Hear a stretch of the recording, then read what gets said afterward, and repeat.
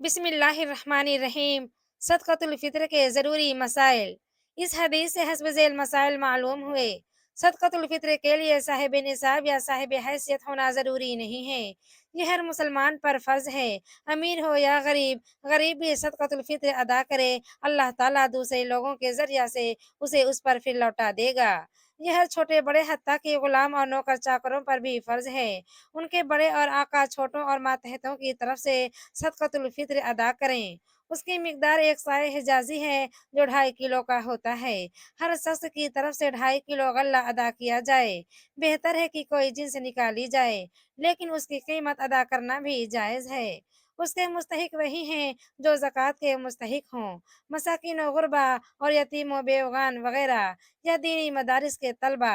उसे नमाज ईद के लिए निकलने से पहले अदा किया जाए।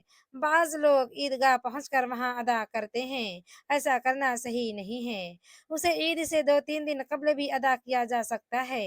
हज़रत इब्न उमर रज़ियल्लाहु उसे ईद उल फित्र से 1 या 2 दिन पहले अदा कर दिया करते थे।